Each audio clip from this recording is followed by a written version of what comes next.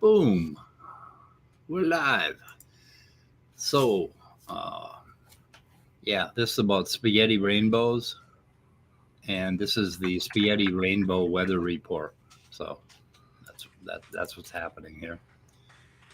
I'm in a strange headspace today, so anything I say should not be used against me. But will be anyways. No, I said no. I said it can't be. No, it can't be. Okay, well, yeah.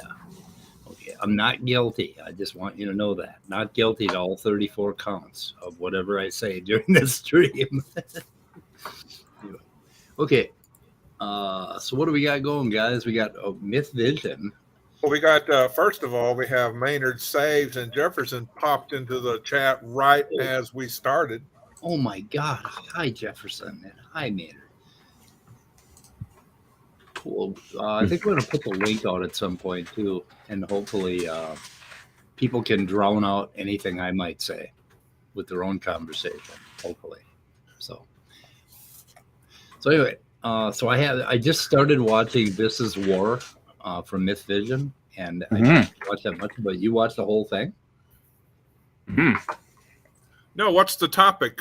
I know he says this is war, but bargain war. All right, so an ideological war. Back last year, I had written a blog where I mentioned Rebecca and Sal, and Rebecca did not like that one bit, and so she did a stream about me, calling me out for the blog I did. Ooh. And I knew she was going to, but she didn't tell me when she was going to do it. She was hoping I wouldn't show up to defend myself, but I just happened to be around, and so she let me on stream to defend myself. And I wasn't in the right headspace to start with. It was not the mood I was in, but I got myself into the mood. So after a few minutes of talking about it on stream, basically I mentioned in my blog that we're at war, like that there is an ideological war, and she basically, and Jay Bundy pointed this out before I even mentioned it. He's like, you realize that was a wellness check, right? She was implying, James, that you are mentally ill to have been using such rhetoric. And to accuse also, because I also mentioned that religious indoctrination of children is child abuse. Oh, she did not like that. Ooh. And she tried to play it off like she'd never heard such a thing. Nobody would ever say such a thing. And I'm like, this is the standard view for outspoken atheists in the community and across the world, that religious indoctrination of children is child abuse. This is not me coming up with this harebrained idea, right? And I could defend it. And I did. I defended the idea very well. And I accused her basically of being a groomer. On her own channel, I accused her of being a groomer for her absurdly abusive religion. And I handled that very well as well. And I did mention the war again, and she thought that war rhetoric just doesn't make sense for anybody to utter. And I'm like, your entire religion can't shut up with the war rhetoric. Right. Right? And then Derek released this today, and it got me thinking about it. I'm like, yeah, it's still true. We're still at an ideological war, especially not just in the whole world, but I think it's concentrated in certain places of our world, such as America. There is an intense sort of a slow motion civil war, right, happening right now. And it's not just a contest of ideas. There's political warfare, and there's social warfare, and ideological warfare is really like the overarching theme of it. And it's a very high stakes war, and people are suffering because of it. They are dying because of it, and many more will die because of it. And so war rhetoric is exactly the kind of rhetoric we need to be using for that. And so when Derek posted this video today and I watched it, I'm like, hell yeah, Derek, preach, man, preach. So do you mind if I link your blog and the Rebecca video in the description? Sure. I'll find that for you and I'll get it to you. And we can put Oh, it I back. have it ready. I've got it. In fact, I have it up on the screen. The video. Wow, that was incredibly efficient of you. Yeah, sure. Well, I'm pretty goddamn good at what I do. Yes, you are. Yes, you are. I'm really good at what I do. Hardly get any mention of that, but I think people ought to talk about it more often. I think. Mm-hmm. And here's your blog. This is the one, right? Oh, I'm sure it's right. Yep. What's it called? Late anyway. Okay. Oh, yeah. That is. That's it. And you know what? It was way too long. The blog was way too long. It's long enough for 3 blogs, and I needed to go back and chop it up into 3. I just never bothered because my blog never took off. Nobody follows it at all. So I never went back. It's just kind of sitting there gathering dust. Now, eventually, after I conquer these sleep issues that I'm having, I will go back, start a brand new blog, properly formatted, and I'll bring content over into the proper format. And then hopefully that new blog will do well. But I'm just not ready to do that right now. So anybody that goes there, prepare for a long read. It just is what it is. But yeah, it's it's formatted in nice little bullet points, and it's not that bad. You sure I got the right one? It's the one that you have the right one. You have the right one. It's longer, I think, than a blog should be. I don't think it's that bad. Oh, you have some people here. James Arnold, Rebecca D. Rebecca D was Rebecca Davis, yeah. Thanks for sharing your thoughts, she says. She loves when we share. Kim? What do you mean, Kim? What did she call you, Kim? Oh, Kim up here. Okay, I'm sorry that you feel our discussions were a waste of time. I don't feel that way. I still care about you. Okay, this is a response to Kim Arnold. Yeah. When I first read your post, okay, yeah, sad. Okay. Anyway, yeah, cool. So this is war. I got to link this one too here. Should I go ahead and roll it for a little bit? Oh, yeah, if you wouldn't mind. Okay. No, I don't mind. Whoops. I got to unmute that mother. Armor on and get ready for battle. No, not in a physical way, of course. I'm simply making the point that we're in an ideological war. I think we've been in one for a very long time. But I want to highlight something as a content creator who was once a devout, extremely devout Christian who sincerely wanted to know the truth. And if God was true, I was going to scream his gospel from the rooftops for the remainder of my days until I passed. But over the years of studying and my own difficulties in life made me start realizing both a combination that maybe this God isn't really there. And maybe this book isn't really giving me the only way or the truth. And there are several paths in the world that supposedly lead us to bliss, to some form of heaven or something. And it wasn't just Jesus and Christianity. It was my recognition of seeing mythology, comparative mythology, that really made me go, hold on, this isn't the only story. And that was the early phases of my coming out of this Christianity. Early phases, just recognizing that other gods made claims, did miracles, were some people that ruled and were judges of the afterlife, where when we die, we go there. So is that God going to be the one ruling it, or is it Jesus? Or is it someone else? So just that first initial recognition made me go, hold on, there's... Okay, so this kind of leans into Rebecca's broadcast today. She did another one on miracles. And she's like, we ought to be, we ought to be happy for the miracles, the miracle of doctors that God provided for us. And God allowed the doctors to go and learn medicine so that they could do miracles upon us, like chemotherapy and stuff like that. And those are all miracles. And there's other miracles that, if the doctors can't do anything, like the doctors ran out of juice because God provided them with everything in order to do medicine, but he didn't provide them with any magic wands. So then God comes in every now and then, like 1 out of 1,000,000, and shakes his magic wand and saves some child from cancer. Whereas the other 999,000 children, the parents have to understand that this is part of God's plan, that their kid should suffer in hospice for 3 months and then die, right, at 8 years old or whatever. So I mean, it's just like, okay, so she believes this incredible fantasy, like that's just kind of cobbled together, that God's miracles work in so many different ways. Like he works through doctors, and sometimes he works with a magic wand, but only in 1 out of 1,000,000 cases, right? And just like, who in the fuck can say this stuff out loud as an adult and not self-reflect, but when you're in that mind space, that God mind space, apparently there's something that allows you to not listen to the words coming out of your own mouth and take a look at the logic behind it. And Derek, recently came out of that mind space and started thinking, and it's quite interesting. You had a guy on yesterday, Dr. Wright, I think it was, Scott. Yeah, something like that. Yeah, he's pretty sharp fellow, talking about his preterist past, and Derek really just thought that he was like the only person who had a similar story to him. He was like peeling the onion, and Derek said crying all the way down, but you peel the onion, you take off one layer after another, and then there's no onion left. There's nothing else there, right? You take the last layer. And that was an interesting analogy. Just onions all the way down. Yep. So should I jump ahead, or you navigate me here, James? Huh? I mean, the whole thing's brilliant, and it's only 11 minutes long. If you want, you can play it at like 1.5 speed or 31 minutes long. Oh, was it? Yeah. Oh, I probably played it at 2 speed when I listened to it. Sorry, but you can do that.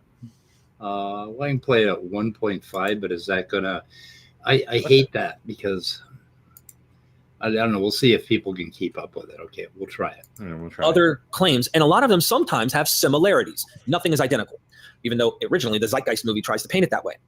I noticed online that a lot of Christian apologists, and I'm going to use the term, they'll probably think the same thing of me, and that's totally fine with me. I think my argumentation and what I'm doing stands up for itself. I think there's pearl clutching. I think that they are special pleading, without a doubt. Their religion is true, even if it's birthed in the framework and world in which several deities, several apotheoses, several miracles, several portent divine miracle births, several of these are taking place, but theirs is true. See, I think they're buried in an ideology that has them trapped. And my goal with Myth Vision is not to convince the apologist YouTube channels. Would I love to see some of these apologists stop being apologetic in the way that they are making their arguments for Christianity and such? Sure. And I can guarantee you, they know their arguments aren't going to do the same for me. Not even a little. In fact, their arguments make me realize something psychological is really going on here. And I know we're not supposed to psychoanalyze. I get it. I get it all the time from Christian friends of mine that I talk to. Let's not get into each other's minds and try to pretend we know. I can only tell. Okay, that part right there, don't psychoanalyze. That's sort of it's like, okay, if I'm committing a traffic offense, right? Like I'm speeding or whatever, and it's like me telling the officer, don't enforce traffic rules, because ultimately this is a psychological problem that they have. And it has to do with how the mind forms beliefs that cannot be defended in any ordinary way, and yet people will cling to these beliefs and just absolutely be taken by them. And I think you have to psychoanalyze that, because that is a psychological disease, right? Right. If they say don't psychoanalyze this, they're saying, please don't try to understand what's causing me to say this. Right. Please don't try to understand what's happening here. Yeah, just be like me. Catch the same disease from me, and it's like, it just doesn't hold water. Anyway. Okay, I'll move on. Dannykins, if you guys want to comment, but we shouldn't play him like right through, right? Well, Derek doesn't mind. He said so. He doesn't mind. Okay. As someone who was there's one thing I was trying to get to the button to say is that it's not a very sincere thing on the part of Christians to say don't psychoanalyze, because how many times have you heard the phrase "you just want to sin" or you're just mad at God, or many times atheists who used to be Christians are mad at God, or they really weren't. believers. You know, that is nothing but psychoanalyzing. Right. Maybe they feel uncomfortable having the spotlight shown on them, but they're not too uncomfortable to shine the spotlight on their atheist foes. Absolutely. Mike linked me to something earlier. A random apologist channel, not even a big channel, that I had dealings with in the past. He recently was talking about me, and he was just psychoanalyzing me, trying to decide the real reason I'm not a Christian, and it surely has to do with my abusive past or something. Yeah. By the way, we have a whole bunch of people out in chat now, or 14, but Ox and Captive Desk and Casey, Randy, and Melody Joy. Captive Desk did a video on miracles, basically, that kind of counters, like Sel and Rebecca's done 2 videos so far. Sel and Rebecca did 1 on miracles, and Captive Desk takes their miracle down and really does a really good job of explaining, and I'm going to link that again in the description. Oh yeah, I saw the same thing too, and it's very commendable. And he really points out some places where the Christians who were insinuating and declaring some sort of supernatural miracle took place. They miss out on a lot of places that show this is not a candidate for a miracle. Yeah. Right. You know, maybe it was a miracle at the very end or something, but there's no way you can tell that based on the information that we know. Yeah. It looks like she was very faithful to her physical therapy program, and probably took some of the medications that you take, probably steroids or something, to help. I'm not sure how that works. Well, she worked for 28 years to regain the use of her motor function in her cortex. And okay, so that was a very long term. Right. Yeah. I mean, it took that long to rebuild her brain, to rewire those pathways. And it used to be that doctors would say, no, you're never going to walk again, because the brain, after so long, just doesn't, heal or adapt anymore. But now, because of science, we know that it's not futile to continue with your, programs of relearning and correction and remapping your neurology up there in your brain. So, all the evidence points towards a wonderful, excellent healing, but it was through natural processes, natural medical interventions. Yeah, I just linked Dave's channel, Captive Desk, out in the chat. Everybody here who's not subscribed, go subscribe, because he does a really good job, and he works very hard on these videos, harder than I will ever be able to work on. So anyway, doesn't have that many subs for how good the stuff is. So there you go. Okay, should we move on? Yeah. Sincere Christian, what baggage came with the mindset of this one book, this New Testament, and these particular books within our New Testament, which we have established as canon over time. These are telling us the truth, and the true story, the historical, reliable story about Jesus and his resurrection, his birth, and his divine appearances, if you will, in the world. We have no real serious observations from Christian apologists on looking and recognizing that this is exactly what was going on in the Greek and Roman world. They want to dichotomize and say the New Testament was kind of ultimately free of those myths and pagan ideas. Really, Christianity is something unique, and nothing is like it. It never has been and never will be. But little do they really recognize or pay attention to those comparisons and how significant they really are on establishing one's ontology of whether or not Christianity is the true religion. You see, I did not know about those things as a Christian. No one told me that Caesar Augustus had a divine birth, and when he died, had an apotheosis, and people even saw him, eyewitnesses of him after he was dead. He appeared to them. Of course, he ascends into heaven, becoming a god. But Jesus did all that. Why is it that we only talk about Jesus and not Caesar Augustus? Well, we're within the baggage and framework of Christianity. We have a long-standing tradition, and that has been kind of rolling downhill onto us, and the weight is overwhelming. You kind of have to go with the flow. And when you have your tradition that you're raised in or taught, this is what you believe. And when you start with your conclusion, you go out of your way to try and prove that conclusion's true. I mean, Paul does say Jesus rose from the dead, but if he didn't, we're still stuck in our sins. Christians are, when they argue, they're arguing within the framework of the Bible. I've even heard Christians argue, well, the Bible says, one of the Gospels say that an enemy was convinced that Jesus rose from the dead. For example, look at Paul. I do possibly want to go down the path of examining these kind of ideas, but Paul may have converted as an enemy and then finally taps out. Oh, lost audio. This guy was a Jew who really believed in God's word. The whole. Did you say something?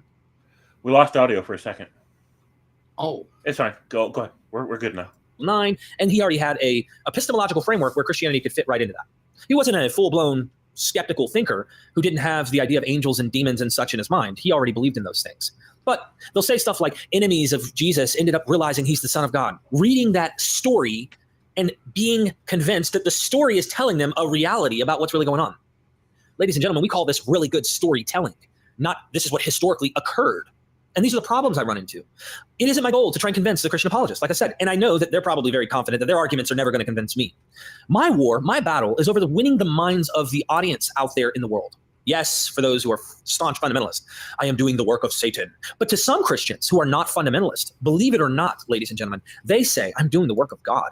I'm not even kidding you. They're so impressed and amazed by the historical research we do at Myth Vision, and they're being educated on a level you aren't finding anywhere else.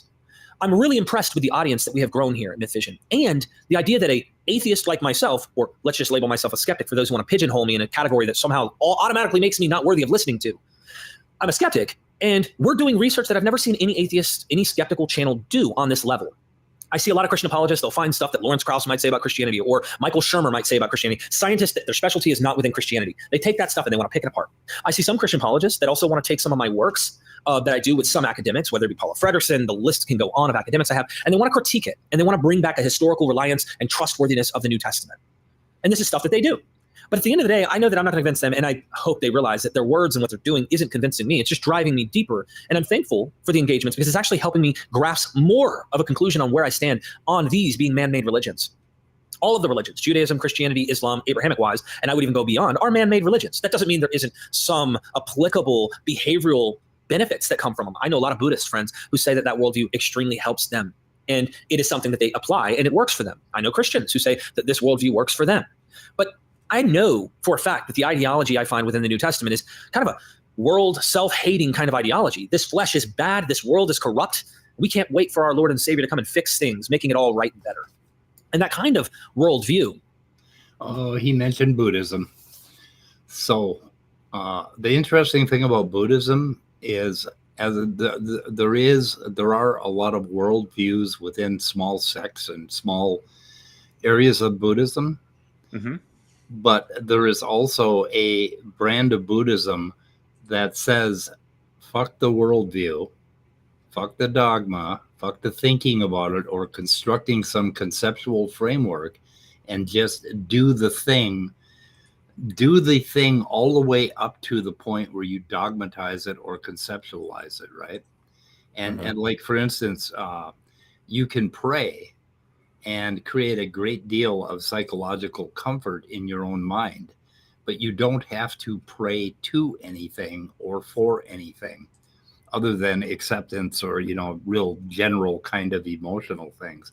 So the Buddhism, there's a very good brand of Buddhism that completely divests itself of the dogma, just casts it aside. And that's important. That's why that's the kind of Buddhist I am, basically, the non-dogmatic, non-conceptual, there is no fucking, well, it probably is a cycle because I think the universe might just collapse and pop up again. I don't know, but who cares? None of that matters to the human being, having that kind of view. So anyway. Right. So I gotta defend my Buddhism. Yeah, that's fine. There's a few things I love about Buddhism. One is they basically tell you, like, look, if what we're telling you ever contradicts with your lived experience or what we discover about the world, then just go with your lived experience and what we discover about the world. Like, we're not trying to be an authority over what your narrative is or what reality is, right? And they say, and this also speaks to the idea of if you meet the Buddha on the road, kill him. And this is like almost a clickbait kind of an idea, but once somebody asks, okay, what does that mean? It's, if you encounter somebody in your journey, in your life, where they're trying to give you all the answers, have nothing to do with them. Yeah. Like eliminate them from your journey. Like don't even deal with that shit, right? Because that's more authority than you give anybody. And even if they got it all right, which is very unlikely, but even if they got it all right, right, you'll be robbed of the opportunity of that discovery and growth in your own. It's like cheating on somebody else's test to get the answers. And these are fundamental problems that Christianity gets wrong, where they're all about copying off of other people who copied off of other people, etc., to try to get the answers. You didn't earn that knowledge. You didn't earn that wisdom. You're just hoping it's correct. And then you're going to hand your paper in at the end of your life, and what's it worth, right? So, Buddhism, it has a lot going for it. I'll agree with you on that one, Mike. Yeah, Grayson just did a really good video on 7 different schools of thought in Buddhism, and he calls out this one, form of atheism, basically the Charvaka school, and they were basically atheists from 600-700 BC. And I wanted to fight with Grayson a little bit about a couple of fine points, but now Grayson did a really good job, and he knows a hell of a lot more about Buddhism than I do. And I'm a fucking Buddhist. But if you're a Buddhist, you don't read that shit. Right. If you're the kind of Buddhist I am, you don't read all those fucking Hinayana fucking whatever the fuck ancient texts. You don't need that. Right. So. But, to Derek's point, there are versions of Buddhism that are problematic.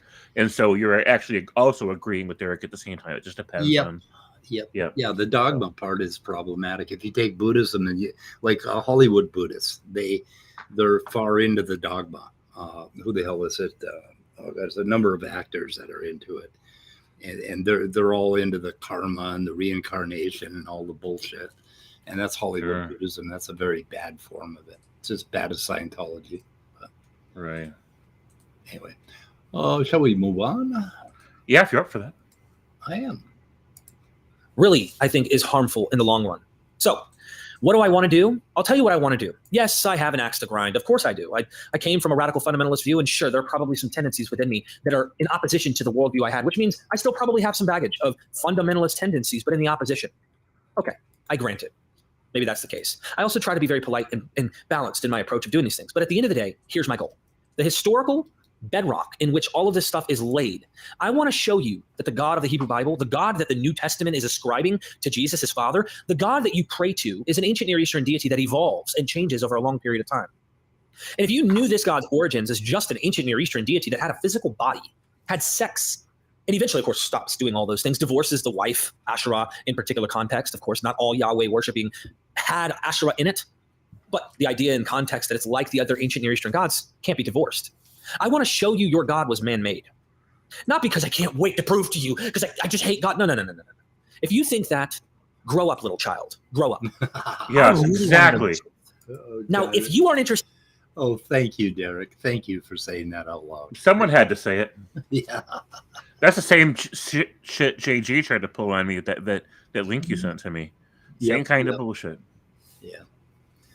Yeah, we should talk about that little... I got into a little chat conversation with them about epistemology and grounding atheism, the worldview of atheism, or whatever the hell. Right, and he wasn't fair about it at all. I heard but his channel, he doesn't have to be fair, right? That's the one thing I love about people coming to my channel, because then I can enforce a standard. Actually, I think he did give a fair hearing to, he considered what I was saying, and he responded to me, and he was very polite. I thought he did a pretty good job. Actually, I was surprised. Well, that's charitable. Well, for him, it was good, but I got to tell you, I didn't think it was all that charitable on his part. Like I don't know. It set with me differently than it set with you, but I'm glad that you were glad about it. Yeah, maybe I was in a different mind space. I don't know. Anyway. We're good. Okay. Interested in truth, then you're watching the wrong video. If you want to know the actual origins of your deity, that's what I'm after. If you want to know what the Israelites actually practiced on a daily, or even what the biblical authors taught and say, which was not the popular religion, it was an elitist practice, because the common religion was polytheistic within ancient Israel. If you want to know that, you're at the right place. If you want to not be dishonest or unbalanced, or if you're not wanting to be special pleading and pretending that your book is the one and no other books, literature, ancient tablets, etc., are conveying something that is common and similar to what your book is saying, you're at the wrong place if you're that kind of person. That's why I say we're at war. We're at war because we have people who are defending slavery at all costs because their book has their God saying, you can own these people for this long, you can do these things. And of course, it's not their God that's saying it, but that's how they read it. It's really men who wrote this book saying, thus saith the Lord. John J. Collins corrected me on that at one point when I said, well, God says in Hosea. No, God did not say. Man said. Stop doing that, D. And he was right. Man said. This is a man-made religion. Eventually, philosophy comes in. You can thank the Greeks for their philosophical ideas, especially Plato, Socrates, etc. But this Platonic God, this deity above all physical material, this God becomes the God that gets equivocated with Yahweh, the Father of Jesus. And then, of course, Gnostics wrestle over God being the Father of Jesus being all loving, and then, of course, the God of creation being this wicked God. There's certain Gnostic sects that had this particular teaching. It gets really, really confusing. But if you're recognizing within Christianity where it births, where it comes up, what is the historical framework? The same way I'm showing in the ancient Near East that this God is man-made and similar to the other ancient Near Eastern deities, this one just so happened to be successful because its people kept holding on to this deity. And that would be a sign of a miracle to some, probably. Well, how come Jews would believe and worship this God lasted so long? I ask you to pay attention to Osiris. You see a lot of Christians go, for 2,000 years, Christian tradition's been around. Well, get this. As long as it's been from now at the start of Christianity using the name Jesus, Osiris was even used longer, well over 2 millennia BCE. So Osiris's name has been believed far, far longer than Yahweh and Jesus. Isn't that interesting? Another deity has had longer clout, longer testimony, longer history than your deity? Yeah, I know. Tough pill to swallow. If you're interested in knowing that historical framework on the origins of Christianity, and of course there are various scholars with different ideas, you're at the right place. Because we're not sitting here trying to shove this is what really happened and is literally true. And by the way, you need to consider joining before you go to hell or annihilated or whatever form. Even universalists, while they go that path, will say, okay, it's going to really suck. God's got to kick your ass first, then he'll bring you into heaven. If you're not interested in like that kind of stuff, and you're interested in actually knowing what people thought, what history was, you're at the right place. Because I'm going to dive into looking at comparative myths, legends, narratives, eyewitness testimony. I mean, look, I've been talking to Dr. Richard C. Miller, and I've got a plan to make a trip and go dive deep with him. In fact, I'm going to be also doing a video talking about Justin Martyr's apology and how they believed in nothing different than those who believed the sons of Jupiter or the stories of the sons of Jupiter. And of course, there were eyewitness testimonies of the Caesars, of course, Romulus. This testimony, this eyewitness testimony tradition finds its way not only in the Romulus story, but throughout the Caesar narratives of their apotheosis. 1 Corinthians 15 has eyewitness testimony and an apotheosis narrative right there with Jesus being taken up after his burial. He went on high. He ascended into the celestial realm, becoming immortalized. And of course, there's that apocalyptic stuff that goes in with it as well. So at some point, that's supposed to all change. And then everything is going to be cosmic transformation in his eschatology.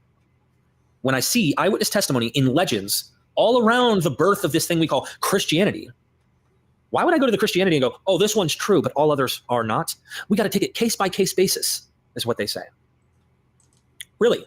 Well, I look at it, right? I look at this 1 Corinthians 15. I look at the biblical narrative. I see the legend of the birth narratives and the ascension narratives. I see the legend even in 1 Corinthians 15. But why is it that a Christian sees it there in these other myths like Suetonius, you name it, Plutarch, the list can go on, Cicero, all of the different authors that are around this time? They can see that and go, yeah, we're with you, man. We hold your hand. And we see that, and that's a problem, right? Those aren't true. But we read the New Testament, and it is. Why are they convinced? Why is it that I was convinced, but I'm not now? And I think that the evidence shows that it all walks like a duck and talks like a duck, and it's a duck. It's man-made, just like everything else is man-made. I'll tell you, I think it's because there is a bit of special pleading, no matter what. There is something psychological that has them pushed over the edge in order to believe that. Yes, I'm going into that area again. I shouldn't go. And that is trying to psychoanalyze why apologists do what they do. But if you said something about my mother or my father offensive, or you were attacking in some way where I felt like I was not comfortable, I will probably naturally defend my mother or my father. Why? I love them. They're my mother and my father. They're family to me. They're very important. Technically, they're sacred to me. And it would be totally normal for you to say, psychologically, there's something there. A defense mechanism comes in because Derek is defending something he believes, and it's instilled in him. I think the same is said about these beliefs for people who actually are believing in them, and they're very touchy subjects, which is why I think they get defensive and they go out of their way to protect them. It gives them meaning and purpose. I mean, if you touch their meaning and purpose for which they live their life based off of it, they need this in their mind. There's got to be something going on there. And that's why I mentioned that. So I wonder how much of that meaning and purpose for foundational for the fundies and the creationists, how much of that is in them being the select few, the Illuminati, that have the truth, while everybody else is just are just dumb apes that don't get it. You guys just don't get it. We get it. You don't get it. I mean, how much of this allows them to be this special little chosen by God club, right? Right. I mean, that has got to be part of that psychology, particularly for the creationists and the fundies that are out there shouting from the rooftops that everybody else is wrong. 99.9% of all biologists are wrong. We got the right idea. We know more, even though we don't know anything about evolution or biology. We still know more than they do. All right. So, anyway. Roll it. Roll that beautiful bean footage. I use the family analogy because I think that you could equate their beliefs and their trust in Father God the same way Father, mortal earthly father, earthly mother. They kind of put that in that place, if that makes sense. So there's that. I know because that was my experience. Doesn't mean it's yours. Sure, someone can pick this part in the video and find a way to be all critical and show why. Oh, no, there's Derek wrong again. I came and I looked at the New Testament because of the historical reliability of it. Historical reliability, just because you find verisimilitude to people, places, and things does not mean the claims within this book are historical. Oh, and by the way, a lot of those claims as well, people, places, and things aren't necessarily accurate, aren't necessarily historically the case. And we have good reasons to doubt some of these things even within the Gospels. Many of my academics I bring on show this. Now, of course, apologists will come back with this and they'll have something to say. This is why we see a war going on. So I just speak to you, the audience, whether you're Christian, whether you're not. You don't have to agree with me at the end of the day on my ontology. But I can ask you this. If you watch my videos, I'm telling you what I'm trying to do. And that is give you the facts on the ground. I've had scholars from Del Allison Jr. come on, and they play devil's advocate of both sides because they're trying to be, in their own mind, like I think all the scholars we know are trying the best they can within their own minds, to tell you what they think is true. I just don't want to give you the apologist spiel. And how often do you see a Skeptic Atheist channel dive this deep into biblical material, this deep, and actually try to unravel the problems that we're seeing in this material and give you the historical context of what is going on? That's why I think we have something unique going on, and that's why I'm glad we're pioneering something that's totally different. So I know if you stay tuned, you're going to learn some more things. I mean, just the other day, I had Jennifer Glancy on talking about slavery and how it is a moral issue for Christians even today. Why? Because Jesus worked within it. The Essenes, we have good evidence that the Essenes, some of them, rejected the notion because they saw it as a crime against humanity to own another human being. The Essenes. And in the Gospels, Jesus is painted as using slavery as a model within his parables and, of course, within his words, according to the Gospels. Whether Jesus said it or not, the author saying Jesus said it, that's bad enough because now how do we know what Jesus himself really said? But he uses slavery as a model. Your Lord and Savior is working with something that I would say, no matter what today we're aware of, is a horrible moral problem. Now, what happens? Well, slavery wasn't what you think. Jennifer Glancy, expert on first century slavery, just to use one scholar in one example. She rips that to shreds and explains how bad it was. Sexual violence was done to them and how they had no human autonomy. They had no free will, technically. They were the owned of the slave owner. They were the property of these people. And it was horrific. So what do? We get Christian apologists rather than saying, yeah, that's bad. And this is a really, really, really rough issue. Well, it wasn't as bad as you think it is. You just want to compare it to the South, the slavery in antebellum South with African Americans and the white men. Nah, there's differences between that and the biblical stuff too. My point in all of this is this war that we're in right now, you, the viewer, can play a significant role. Number one, if you like what we're doing, support the channels that are doing this kind of work to help grow what we're doing so that we can keep bringing on academics to educate the world and help you get the real context, not just the agenda-driven apologetical angle. I want the historical methodology being used. I don't care what their ontology is at the end of the day. I interview Christians, not apologists. I interview Buddhist or atheist or agnostic or whoever, wherever, whatever. I'm not interested in axe grinding apologetics. I'm interested in historical methodology that isn't bringing that baggage with it. It means there's a naturalistic framework in which we can determine what we're looking at and what we see. You get to the miraculous, you might say it's a genre. You might say, as a rationalist might, okay, they're like kind of like these people in the third world country who are doing sleight of hand or something and they're convincing people. Sure. The last thing we're thinking is literal, actual miraculous claims are the case. That's something you decide on your own, but that is not what we're going to push on this channel. Because Christians don't do that when they're doing the claims for other deities. They don't believe those things are all true, but theirs they do. Muslims are doing the same thing with their particular worldview. They have their own spin. Not interested. So help us with this battle, this war, by liking the videos of the content creators you like, by sharing the content out there as far and as wide as you can. Leaving a comment goes a very far distance in helping the algorithm pay attention, even if it is just a comment, here's one for the algorithm. because we have such large Christian apologetic channels that get all this attention, and there's really an ideological war going on. To speed up the process and make this material more broad and more public, that's how you can help. You can help in several ways. In fact, just in case you missed it, I don't know why. Sometimes my best videos I do when I record them don't go viral, but then some of my videos I don't have to put a lot of thought into literally go viral. And it's like, what the heck is going on with the algorithm? The last video that I just did, I have a 4-part scripted series with Dr. Joshua Bowen on Genesis, using the ancient Mesopotamian literature, like the Enuma Elish, and how you got the Epic of Gilgamesh, the Enuma Elish, and then the ancient Anzu myth.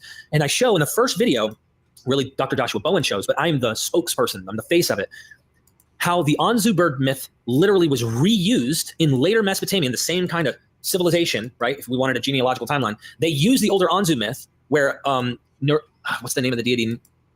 I can't remember the name of the deity with the N, but that god could barely defeat Anzu. Actually couldn't without Ea giving the insight to shoot the arrow, and then when it calls back the arrow and the feather and whatnot, it kills the bird. That later idea gets picked up and reused within Marduk's myth in the Enuma Elish. So I'm like, okay, we're right there in the first video. How come that video is not like flying off the shelves right now? You can help. Please help us out in this battle. Of course, I don't want anyone going out and being rude or derogatory to those who are in the faith. I have gone on record of saying, and I use this analogy because I was an addict. So please do not dehumanize people by taking this as a derogatory thing. But a drug addict is someone who is trapped in a vicious cycle of addiction, of a habit that is formed. Oftentimes there's psychological, environmental reasons that drive a person like myself to want to escape reality. And the drugs help you to do that. It's a coping mechanism. I think that religion is often a coping mechanism, giving meaning and purpose to people, but also the fear of death can be overcome in this as well. And there are various other things. It's not one size fits all. But I do think that the apologists that are driven and really, really go out of their way to die on the hill of protecting and defending their faith, that's because I'm touching something sacred here. And rather than being rude or thinking they're stupid, they're not. They're very, very smart people. I want to leave this impression on you. They're very, very smart people. But what's happening isn't that they're not smart. It's that there's a psychological thing I really think going on, and the defending of this worldview is what is driving them to make claims and do the things that they're doing for their worldview. So they might say the same reversal claim to me, but if I equated a drug addict who's suffering with addiction and how we should be tender and loving and encouraging and trying to be polite and help them because they're in a bad spot, I want to use that analogy to say we should do the same for the apologist rather than the war. The atheists that are down there in the chat of the apologist YouTube channels that are being overly derogatory, rude, they don't represent me. And I hope that the apologists watching this know that. I do not want a war that is causing harm. I'm saying there's a battle of minds going on. And I really do think that that psychological battle is there. So please, I don't hate drug addicts, and I hope you don't either, because I was one. I love them, and I want to see them do well. But I also wonder if they're stuck, because I remember being trapped in this worldview myself, thinking, I got to make sense of it. I got to make it true. I got to make the most sense of it that it's true. What is the evidence that supports that it isn't wrong? And it was like protecting my mom or my dad. If my dad really did something wrong and someone tried to call me out, I would defend him. I would protect him. My brother's done several things wrong. And he's gotten in fights in high school where he was kind of part of the instigating. I still went in and fought for him and defended him. That's my point. So we have to rise above in some way and be the bigger person and be respectful if you think that you're correct on this, which I do think that this is what's going on. And I don't do it for no reason. I do it with evidence backing myself up on this. But we do need to create that communication better. With that communication not being good, I cannot see how apologists will come over and ever be convinced of their worldview being wrong, because they're always up in arms and defensive. And I think the same could be said if they were trying to convince us. Just saying. So let's create a better conversation. Here's the long vented version of me just saying, we're at a battle here in terms of ideologies, which affect all sorts of other things, from politics, ethics, you name it. Do you want to see the world become a better place? I do. And I'm in no way saying we need to shut down all religion or people should not be allowed to practice them. Fundamentalism is an absolute opposition, in my opinion, to being able to freely think. This is Derek Lambert, and we are Myth Vision. Wow. That was pretty good. Yeah. So there's a lot to unpack there. Scott, do you want to go first? No, that's okay. You go ahead. All right. So, yeah, I had this discussion. It's relevant to a discussion, I should say, that I had on my channel the other day toward the end of it. I don't know who was there at the end. There's a lot of people in the community that feel like maybe I don't go hard enough on the Christians, right? They're not, flatly rebuking their grift in plainly enough terms, that I may be, whether I realize it or not, regardless of intention, dignifying their grift by being overly charitable and overly peaceful with them, and sometimes even platforming them. And that's not how I see it, but that's how a lot of people feel about it. And what I'm really trying to do is what Derek tries to do, right? I'm trying to have that better conversation. Doesn't mean that I always hit the mark, but I'm trying, right? Because I don't, even though my views are militant in that I have really dived deep into the issues and have great earned confidence about Christianity, all forms of it being absolute bull. But at the same time, I recognize that these people are coming from a place where it seems real to them. It seems right to them, and they've got a lot of investment in it. And if I come out swinging like, nah, you're an idiot, and all this is wrong, and you're wasting your life, and all that other stuff, they're just going to double down on it, right? They're just going to, like, reinvest in the thing and not let go of it. And it's going to take them that much longer to wake up and grow up and become an autonomous adult, which is ultimately what I want for them. So, I don't know. What are your guys' thoughts on that? The compassion, I think, is important for people that are stuck in these belief systems. But there's also a point where what Jay does, Jay Bundy, what he does, calling them out, just starkly and harshly and yelling at them or whatever, is needed to basically, I don't know. What do you think that does? I mean, does that do any good for us overall? Yelling, calling them out. No, I don't think it helps. It helps people that have recently deconverted because they've been gaslit for so long, right? That they need to hear a confident, loud, clarifying voice to say, "You absolutely fucking were gaslit. You should be pissed. It was absolute bullshit. It's abusive. It's horrific. You're the victim, but I don't want you to stay stuck in that mindset. I'm just saying, they did wrong, and you're outgrowing it, and you've got nothing to apologize for. Yes, they were gaslighting you, right?" And hearing that strength of conviction for something like Uncle Bobby or Jay Bundy or someone like that, it helps people that are deconverting, right? Because there's this nagging doubt in the back of their mind that, how hard maybe they're being too hard on the people that lied to them, and I don't know, like they're wrestling with all kinds of stuff. Depends on the person, and so I mean, sometimes it helps to hear a voice like Jay's or Uncle Bobby or somebody just to lay it out on the line brutally, right? Yeah. But as far as the actual people that are on the other side of that fence where they're religious, I don't know. Like, underneath of it all is emotional needs. And unless you can address those emotional needs, you can't get anywhere anyways. It doesn't really matter what argument you use. So that's my thought about it. I don't know. Does it, do you think Ted Bundy was insulted when they called him a serial killer? Was that an insult to call him a serial killer? Like Sal Cordova, he's a charlatan, right? He's using his degrees and whatever his fragile grasp of science and his grasp of the terminology to persuade people like Rebecca, on something that simply isn't true. And I think if Cordova actually knew anything or thought about it for a while, he'd realize that he is lying. And so if they're liars, is it an insult to call them liars? So at some point, there are some of them that are so sure of themselves and they're out there evangelizing, standing on a pulpit, preaching garbage, that you have to call them charlatans and, preachers of garbage. And that's not an insult so much as calling what it is, calling what it is, calling it out as it is. So there's room for all of that on the spectrum. And these guys like, who's that asshole that was out at Dino Adventureland? That young preacher who got Matt popular. Powell. Yeah, Matt Powell. Matt Powell. Oh, Matt Powell and Hovind. I mean, they need to be called out for all of their behavior. They're bordering on criminal behavior and their hate speech and all of that. And you don't have to be nice to them. And you're not necessarily relying on insults when you're dealing with them, You're calling them out for what they do that's evil and wrong, So I don't know. So we need we need the whole spectrum. Right. We need them. It's a difficult balancing act to pull off, to be charitable and patient with people that are on the other side of it and with people that are just starting to wake up from it, but also to be boldly direct with what it really is, right? Yeah. The effort, I think, matters a lot. It matters as much as the success, because there have been times where I went too hard and times where I went too soft. And, I just say, okay, at least I'm in the ballpark, right?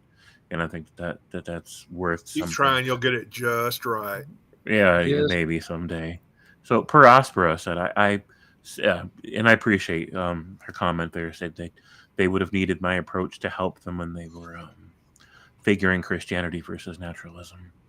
So I appreciate that. A lot of times I feel like, I go on my streams and I talk for anywhere between an hour and 7. I've actually had an 11-hour stream once, and a lot of times I just don't know if I'm making a difference. I don't know if the things that I'm saying are resonating for people, or if it's helpful, thought provocative or not. When I started my channel, it was just meant to be kind of a cheers bar, right? Just a place for people to go when nobody else was there, or nobody else had a channel open, so you can go. And it still is that, right? When I have time, you go in there and you see people in the community, and you're like, hey, how you doing? The people we get to know and love. But at the same time, I do want to offer content that's helpful to people. And I don't know, like, I don't mind the pushback that I get from the community. Sometimes people disagree with me. I'm fine with that. But I do sometimes wonder if I'm completely missing the mark or not. And I think Derek hits it a lot better than I do. But Derek's in this special kind of a niche where it's all about the educational facts, right? It's about what are the experts saying in these fields? What are the world leading historians of these religions and these regions for those eras? What are they saying about these various texts and traditions and stories and ideas and cultures, and how it mixes with the politics and the economy and everything else? What are they saying about it, right? And so it's just a very matter of fact kind of approach. And admittedly, historical review isn't an exact science. There's so much we don't know, right? And I appreciate that these experts will tell you that. They'll be like, well, here's what the evidence suggests, and here's why we think it, right? They don't say, this definite. They don't usually say this is or that, or it's definite, because there aren't a whole lot of definite things about the past. But it's a very academic approach, the kind that you get in a university. That's one of the reasons I love his channel so much, is he's not just going on there like I do and just talking about how he sees things and how he reasons them out. He's saying, okay, what do the experts say? And let's work with it through them. And, let's work through this with them and see where we get. So I love this vision for that reason. Violence against Aussies? I never thought about it, but I could consider it. They talk funny and they're upside down. But they're awfully generous with their beer. Yeah, I guess so. Anyway, Yeah, I don't know what so, I don't know it's what hard. was going on. It's hard to stay mad at an Aussie. Yeah, we have JG here, and he was talking about epistemology last night, and that's right. Him and Peter. Peter's here too. I wanted to play this a little bit from Rebecca's video this morning. I think it was at noon today. There's a little part in here where she's talking about how she's banning atheists left and right now because, like, she banned Dave from Captive Desk and a few others, but this is why, I guess. So let's see. Everything. So Seamus says, thank you for doing that. It's not okay to hurt the soul of Jesus and Mary. These atheists love to offend God, even though they pretend they don't believe him. Okay. So, like, how on earth, with their idea of an omnipotent, omniscient God, how could he possibly be hurt or offended by somebody saying something bad about him, right? Like Jesus is up there reading he's reading his social media, right, and saying, "Oh my God, they're saying bad things about me again, Dad. I feel so bad about this. I'm an omniscient universe creator, and these guys are just really hurting my feelings." What the fuck? Right. Worse yet, when people simply don't believe he exists. Like, Right. Well, yeah. If you don't believe me, like, oh my god, making fun of Santa Claus. Like, do you think Santa Claus is going to be offended? I don't know what they're talking about. yeah. I just Well, thought it's that was an this, odd it's this thing comment. that a few years ago I kept hearing about in Islamic countries where they would pass laws against hurting the religious feelings of the people, and that was a way to shut people up who were preaching unpopular things or making controversial statements. And it's a fascist move, and that's what Christians are after, is a fascist America where you all have to bow down to their particular evangelical fundamentalist approach to things. And that's when, we mean old atheists shouldn't hurt the religious feelings of Christians because it breaks Jesus' heart, or whatever. Yeah, That's what they're right. doing. it's kind of a weird thing to do, and a weird, like, that's one of the things that Sal Cordova says about me, is that I said something. I said "fuck Jesus" one time or something like that. I don't know what the context was, but he got all offended over that. It's just like, do you think Jesus really gives a shit about that? If Jesus is as you think he is? I mean, I don't understand how they reconcile that. That their super God basically gets offended. But that's the thing. This super God of theirs has all of this basically sentiments of your own father when he's pissed off at you because you said something nasty to him, right? Yeah, I an mean, abusive, neglectful father. Yeah. Yeah, This is almost Freudian stuff where you Yes. get this image of a father, image of a mother, you project, and things like that. It seems obvious, but Yeah. I guess when you're afflicted with it, then you're not going to see it that way. Yeah. Right. Should we throw the link out there? I think JG might join. If you want to, it's your time and it's your channel. If you want to host that, you can. Oh, come on now.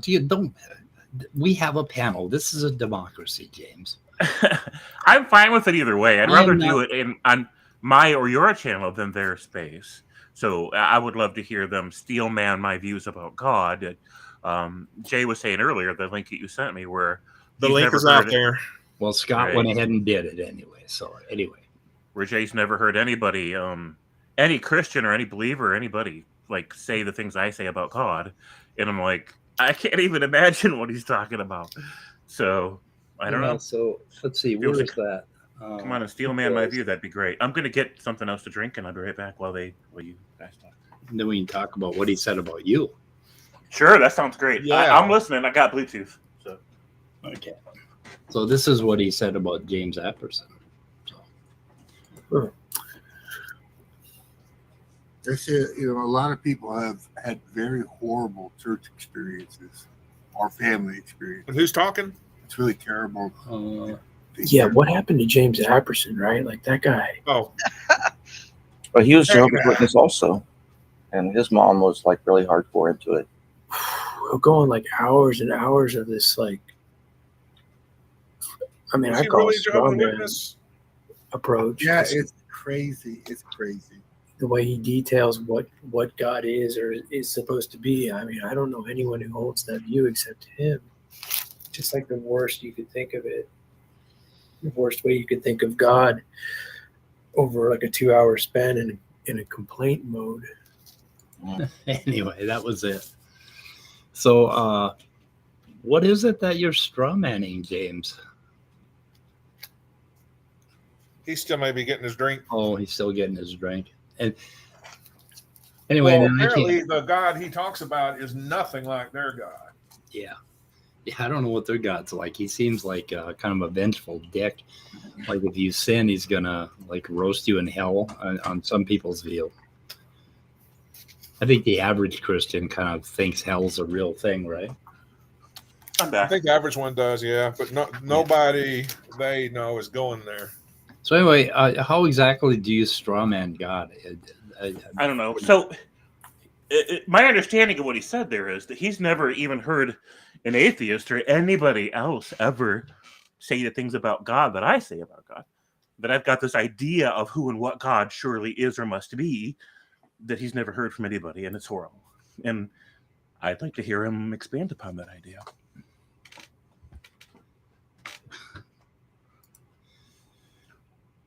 Yeah, I'd like to hear him talk about, what you're getting wrong about God. I don't know, this loving God who's, he loves you, but he's not gonna reveal himself to you. He stays hidden, and it's like life or death.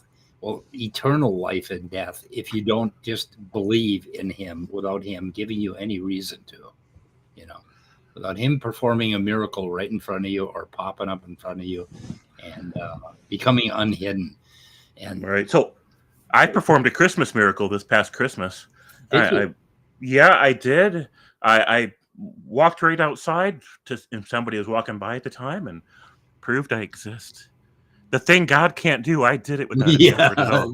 That's a miracle. Yeah. I proved I exist, and I apparently overrode their free will, which was terribly horrible of me because now they compulsorily believe I exist because I revealed myself to them. And, within legal limits, I didn't flash them or anything. It was Christmas after all. But, I almost feel guilty about it because, their free will will never be the same. Yeah. So anyway, JG, what does James get wrong about God? I think that was you that said it, wasn't it? Are you hooked up? Hello? He's having trouble with the link. Oh shit.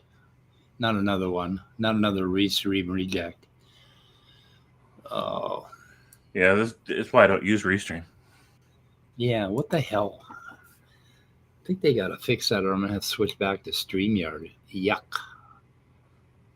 Why does my Restream say Restream up in the right hand corner? Why am I still getting the logo when I pay them every month? Maybe I'm not signed up. I don't know. Right. Stupid Her Energy wants to know why God doesn't help with the tech. It seems like God wants to get the message out there, but is too lazy to make sure the technology works. Yeah. Like, that's just a bad Are word. you guys able to hear me? Yeah, now There we we can go. hear you. Now you're here. Praise the Lord. Okay, praise the Lord. So what does James get wrong about God? Was that you that said Hold he's on, I'm sorry. This is a mess. Okay. Oh. Now we're good, right? Yeah, you're good. I'm not familiar with this this platform, but I think that's all right. Yeah, I responded to your message, James. I don't really know your complete worldview. I was just making a generalization. I admit that you have Sure. what I hear from you is a lot of emotional complaints and moral complaints, but I'm not hearing a reason that God can't exist. That's basically, in a nutshell, what I'm getting. I'm not hearing reasons why God can't exist, but I'm hearing the fact that you don't like the God of the Bible, you don't agree with the God of the Bible, you think he's mean, stuff like that. Well, I certainly consider it an unpleasant character. But have you heard me say anything you've never heard from anybody else before about Bible God? I don't really listen to you that often. It's just our interactions that we've had, Mm-hmm.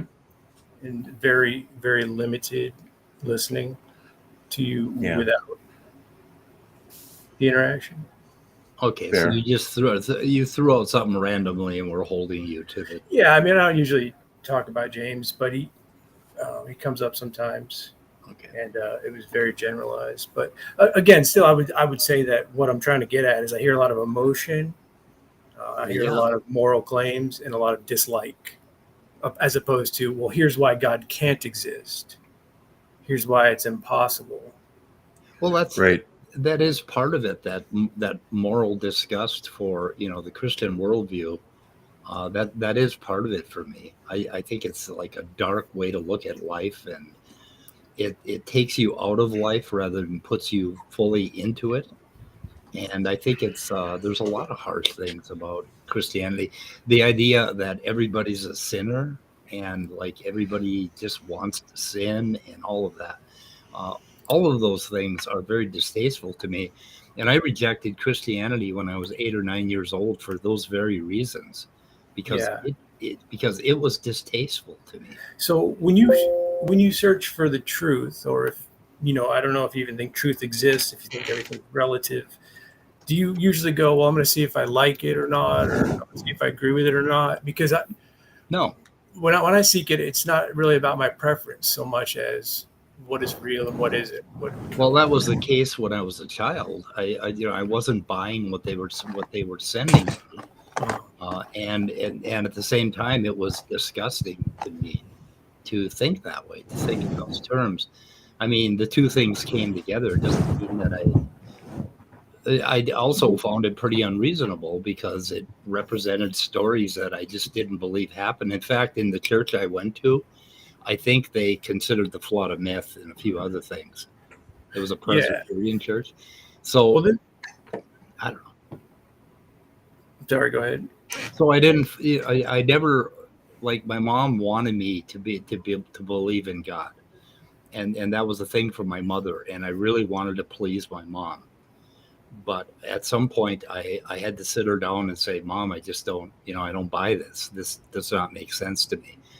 And then for the rest of her life, she would ask me once a year, are you still an atheist? Are you still an atheist? From 8 years old until, when she died, when I was like, I don't know, my 60s. But so, I mean, I had, every reason to accept it. I just rejected it very early. And I don't come from the kind of homes that Scott and James came from, where it was really almost mandated, or, you were you're just immersed in it, to the point where you can't get out of it. I was given a choice by my mom. So. Well, now it was all around you, like like really bad humidity just before a thunderstorm. Everybody seemed like they were Southern Baptist or Pentecostals or something like that. But in my family, my mom was Church of Christ and my dad was Southern Baptist, and they compromised about where we would go to church by going to no church at all. But then, through friends or whatever, they got me involved in their outreach activities, and so eventually I was sucked in and everything. So anyway. Yeah, so when, like you were saying, Mike, with the ideas of morality or irrationality, those are fair points, and I had the same questions at different times in my life. So what I started to do, or the pursuit that I started to take on, was, well, what is the foundation for my rationale, or my fundamental morality, right? Where does that actually come from? Is it more than just my opinion or my whim or what's going on in a culture? Started asking questions like that. And that's what I like to do typically, is when people make claims about morality or rationality, or say that they use logic to make their decisions, I like to question the very things that they say that they're using, because I want to know what's behind what they're claiming they're using. And typically the conversations don't get too far. They just, in my experience with people, they say words like logic, rationale, and morality, and like to just hold them where they are and not explore what they're actually saying, the concepts behind those words and ideas. Okay, there's this idea of grounding logic and rationality. You are presuming it right now when you talk to me, because you're using logic and reason to discuss with me these things. That's right. So I have it too, right? And you assume that I have it. Well, how did I get it without this grounding in God? When you say have it, I assume that you're using logic, that you're presupposing it. Is that another way to put that? Yes. Yeah, I assume that you're presupposing logic. That's correct. I assume you don't wake up every day and wonder if the classical laws of logic, identity, excluded middle, and non-contradiction are in existence. You assume they are. You presuppose they are. Well, I started to do that lately. I I was an agnostic until I was about 55 years old. And then I converted to being a hard atheist for reasons. Oh, Mike, come on, Mike. Oh, yes. That's a tougher position for you, my friend. No, it isn't. No. Well, it is in debate, actually. Yeah, it's a little hard to basically counter where you're coming from without a lot of work. There's a lot of work that you do in order to go from agnostic to hard atheist, right? You have to understand a few things about, number one, the God that you're defining, the God that you would have me believe in, right? Or the God that you believe in. And you have to kind of sketch that thing in pretty fully. And when you sketch it in, it seems like it's in the image of man. God is made in the image of man. Like Derek was saying, right? I mean, this God thing behaves very much like a human animal. And we are human animals. And human animals have a sort of an inbuilt or innate morality, basically at birth and as children, that ends up bouncing off the culture to form the morals that we have. Well, can you talk a little bit about where that started in your chain of belief? Because to say you're an animal with morality seems like a departure from what we see in the animal kingdom. Not really. No, I see morality amongst animals. I see herds of deer flocking together. I see Why is that moral? Herds of raccoons flocking together, not killing each other. Why is that moral? What's that? Why is that moral? Why is that moral?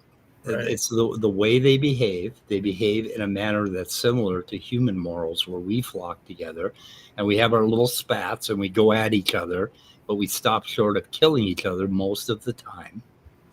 And that's morality. There's a moral behavior. So flocking together is morality? I've never heard that. It's interesting. Oh, definitely. That's the root of morality. Like if you have a cat, you'll find that they like to sleep up close to you, right? They like to snuggle together. Mammals like to snuggle in the night. Yeah, comfort and camaraderie or being in a group. I don't equate that to morality, but Why not? Why not? Place.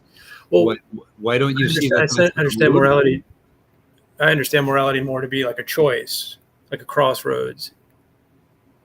Rational morality is, of course, we have higher order brains where we're able to think in terms of concepts, and we rationalize morality.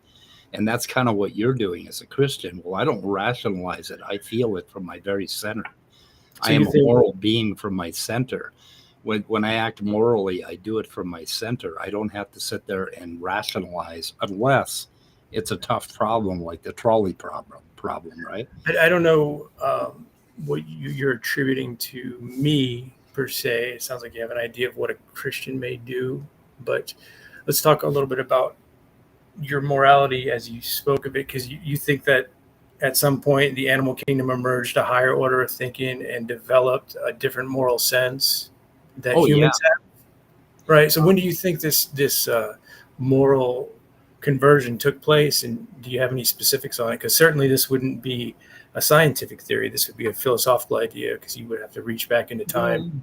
I'm guessing it was over the last 2 million years, maybe going back as far as 1 million years. But it probably goes back about 2 million years when we started to reason about our morality. I think language occurred very early in primates. Is that just some sort of philosophical dive back 1 million years? Because I don't know how you'd have any sort of empirical data that occurred. It's based on the development of the human cortex and the midbrain and the core of your brain, the basal ganglia. It's based on how that would develop, and it's based on how long that would have taken to change. You're talking about a philosophical theory, though, right? Because there's no scientific or empirical data for this happening.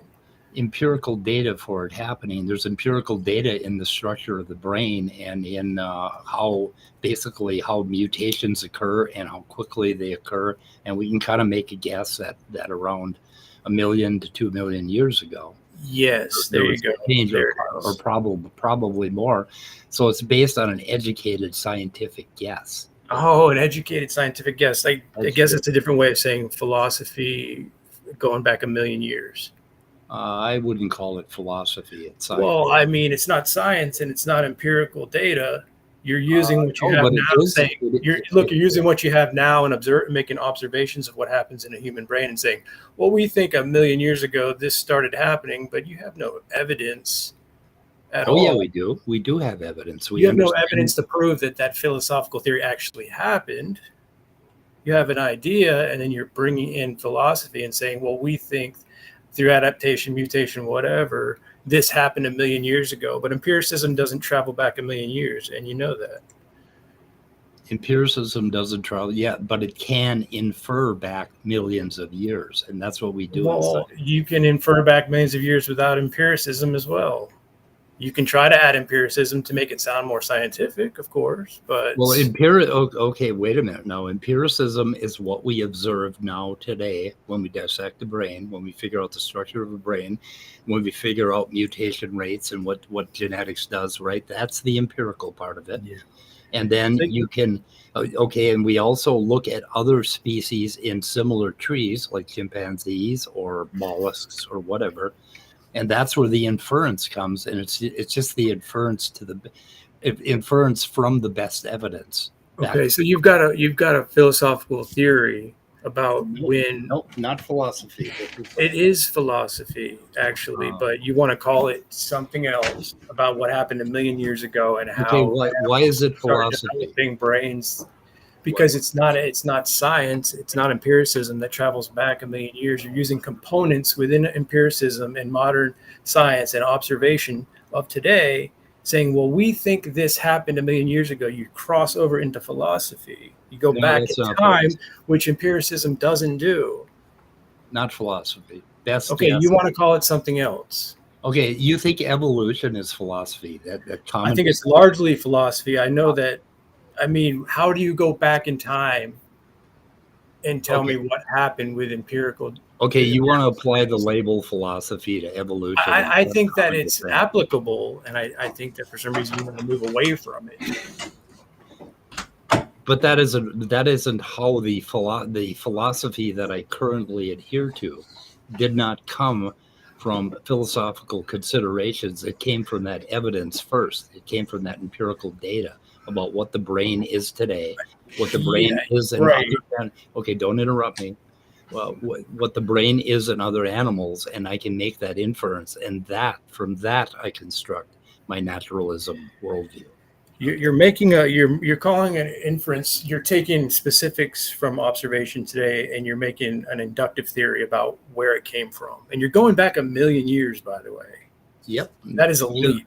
That's that's just a small step for mankind. Of course, a million years, just a drop in the bucket, right? 300, 600 million years, 700 million years. Those are bigger steps.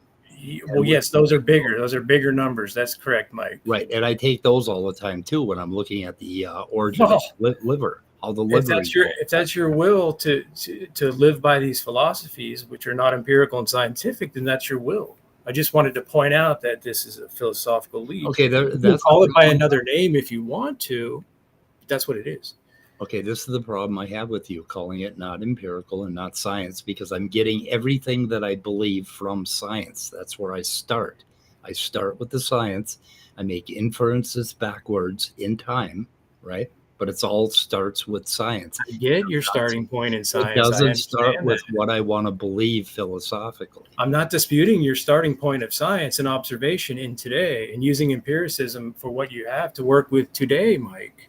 I'm talking about the leap when you go back millions of years and tell me where it came from. That's philosophy at best. No, we do that with science. We infer backward. Okay, so if you observe something in your garage today, right?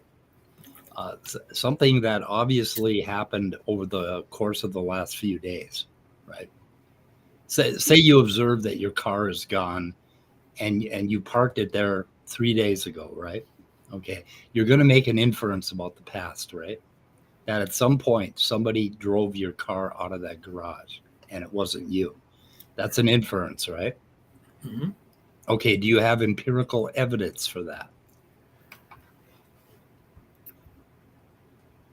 Is that just philosophy that you think somebody stole your car?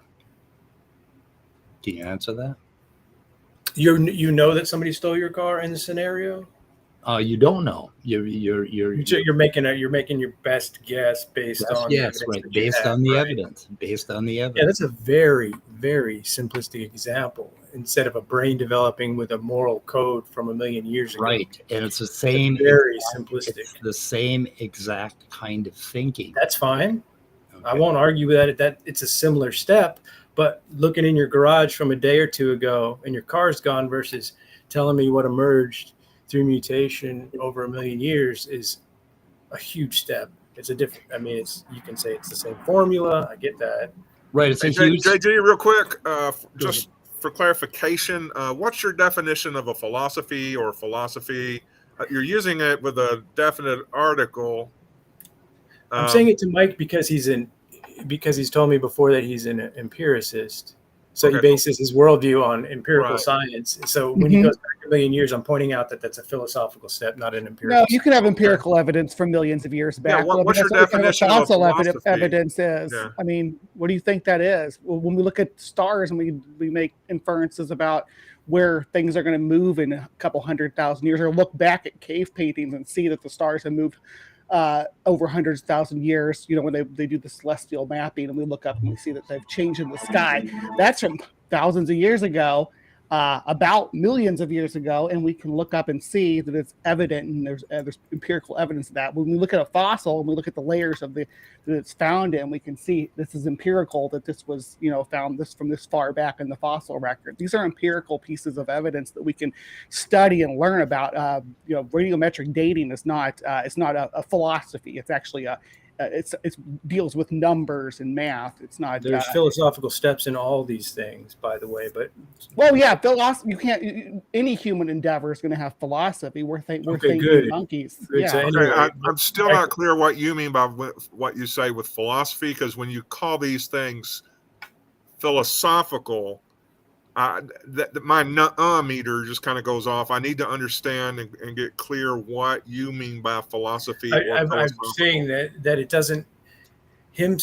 Mike saying that a million years ago, a brain emerged from an animal into what we have today in the human sense, with morals and higher functioning and higher thinking. That being a reality that emerged a million years ago is a philosophical step. He doesn't have empirical data for that. No, I just don't see it that way. I think we need to establish the Mike definition. doesn't either, but I'd like to talk to Mike about this. No, I do, and that's why we differ on this, because I probably know a great deal more about that brain and about evolution than you do, right? I think you're you're right. equivocating That's on the correct. word philosophy, and so just please, note taker, please let it be known that Scott Duke complains that we have some equivocation going on here. Yeah. So anyway, you other guys want to jump in with him a little bit on this? I can't talk to everybody, Mike. I was actually hoping to talk to you, and particularly James in general. Not really good when everyone jumps in and asks me different questions. Okay, so there's a don't great take deal of science and information on neuroscience, evolution, molecular biology, all of that stuff that goes into my inference into that past 1 or 2 million years, things that you probably don't have. And what you're doing is you're gap filling by saying, oh, you just have a philosophy. No, that isn't how I arrive at my views. I don't arrive at my views from philosophy. I use something called scientism. Basically, Scientism? Yes, scientism. I base everything on science. Everything that I believe is based on my having gone through my life, developing a foundation of logic and reason, learning science, and then coming back around and figuring all these problems out using what I know from science. So that's what I do. I'm one of the few scientists that you will run into. Yeah. Have you studied any of the philosophy of science? Yes. Okay. So when you say that you use science, you're using what you have today and what you have in recent times to study the brain through observation, through scientific techniques and so forth. But when you go back a million years, as you say, an inference, an inductive theory, the point I'm making there is that this is a philosophical leap, right? Like, that sounds likely based on the science you have today that could have happened. You have no way of empirically demonstrating that is what happened. That's simply what I'm trying to point out. No, you can't demonstrate exactly what happened, but you can infer what likely happened. Right. That's philosophy. That's the philosophy I'm talking about. It's a No, philosophical nothing's theory. 100%. Nothing's 100% science. I'm not disputing that. Everything's I'm not inference. disputing that Yeah. either. I'm Yeah, saying you it's don't not know an if your extended- car was in you don't know if your car was in fact stolen, right? You have to check out a few other things, right?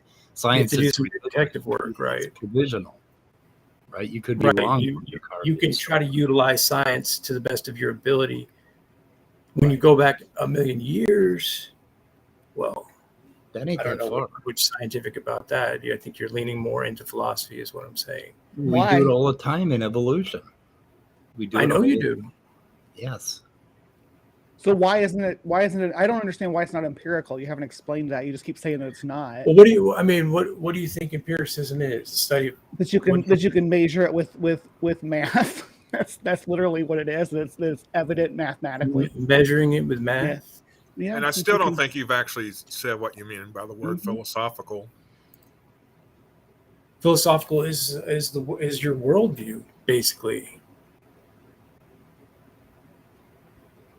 So you're saying when Everything- you infer everything from the we talk past, about that's is- your worldview. Yes, your worldview. As an empiricist, Mike's an empiricist. I'm saying his So how would you worldview- infer it from the past differently and it not be philosophical? Or how would you look at the past and it not be philosophical?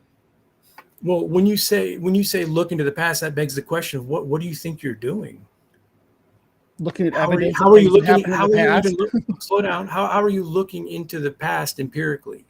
The same as you do when you find your car missing, when you know that you're not the one that made it missing, right? You're Yeah, doing I'm exactly asking, the I'm same. asking you, what do you think you're really doing when you say you're looking at the past? When you rely on memory, for instance, No, you're looking on. Where do you You're looking think at you're going? evidence. Where's the empiricism in? I'm not necessarily saying there is empiricism. You're Okay. saying it doesn't count as science.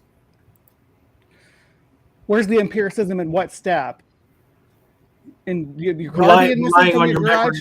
Relying on your memory. No, you wouldn't rely on your. So you can rely on evidence in that situation, not just your memory. You can look into your garage and see that the 2.1 ton of metal that was in there is gone. You can measure, if you want to use measurements, you can measure the distance between the two walls that you wouldn't have been able to measure before when the vehicle was there. You can check to see if maybe the air quality if there's changed because someone opened the door, or if there's fresh air, if there was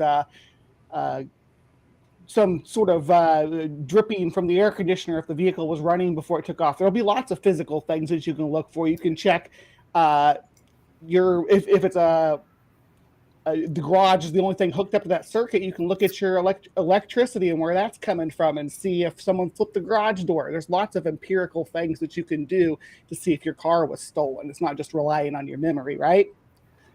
And I'm an empiricist too. Plenty of I'm a things you can do. physicalist first. Yeah. The empirical steps also rely on ideas that are not empirical, right? Such as? Reliability of your sense data. Sure. Yeah, if you want to go to, you're going to if you're going to walk us all the way back to brain in a vat, sure, we can go there. But let's talk about the reality that we actually exist in. Yeah. What are you talking about, brain in a vat? Yeah, so if you're saying everything we experience and know about reality is only limited to what we know by our senses, and our senses could be tricked, we could just be a brain in a vat, being given artificial sensory perception from some sort of artificial source, and nothing we know about reality could be real. But that's not a beneficial to the conversation, right? That doesn't help us understand the reality that we live in. Well, I don't know how you've come to that distinction about what is helpful in these matters and what isn't. Yeah, to understand. Yeah, because if you want to walk it all the way back to say, well, we don't know if the reality that we exist in exists, then how does it help us understand reality? I actually do want to walk back in many ways, not particularly with you, whoever you are, but with Mike. Yeah, I'm scarier James, than Mike. but I Sorry. can't. I can't necessarily jump No, back. thank to you, Bree. But I actually do want to go Okay, back. I just want to tell me know. to shut up, Mike. It's okay. I'm just this. No, please. I'm not telling you to shut up, but I'm making the point that I actually do want to go back. No, this is like, That's the way I reality try to operate conversations, is to Yeah, go back to what your fundamental starting point is, because there's a lot assumed that I've already noticed with Mike and James. That So here's a question to help us all start off. I'll ask all three of you to answer the same question with a yes or no answer, and then we'll move from there. Do you believe that the reality that we exist in is real, Mike? No thanks. I wouldn't ask in your permission, baby. I'm saying I don't really want to participate with you at all, actually. What was that, Bree? Like I said, I'm super scary. Do you think the reality that we exist in is reality? Do you think it exists? I mean, if we can't start from there, where do we start from, right? Yeah. The reality that we exist in and what we're trying to understand is the reality that we exist in. Our friend JG doesn't want to talk about that, but I was just kind of interested where you stood at. You think you consider me a friend? Huh? Sure. I haven't had any reason to consider you not a friend yet. I mean, it's like that. Everyone's your friend until I I extend my friendship to everybody I interact with until they give me a reason to withdraw. Well, look, Mike, James, you guys, if you want to come and talk to me later on the channel tonight or another day, just come by and we'll try to do this in a more a different manner. What is your problem with talking to Bree? Exactly. I didn't say I had a problem talking to Bree. I just wanted to come on and talk to you and James. I wasn't expecting to talk to a group of people. I can definitely shut up. I'm sorry. Go. If you don't mind, I also had some prior obligations that I need to attend to. So I wasn't trying to stay too long. But I was going to invite you to come on later and talk if you wanted to, perhaps today or another day. Yeah. Do you do any earlier streams, like earlier in the day than like last night you did like 11 o'clock or something? Typically, like started at 8 o'clock, but sometimes in the mid-afternoon. Yeah. If we could do something in the mid-afternoon, that would be great. I can wait for a weekend or whatever. But. Yeah. All right. Well, I'll just send you a message. I'll see you around. Thanks for the quick chat, though. I will be leaving now. Yeah, we could start with this foundation business because I deny that you need a foundation. None of us have a foundation when we're born. None of us have a foundation, you said? When we're born, we have no foundation for anything. Oh, like a blank slate. Well, not blank, but it's a slate. Stuff will be written on it.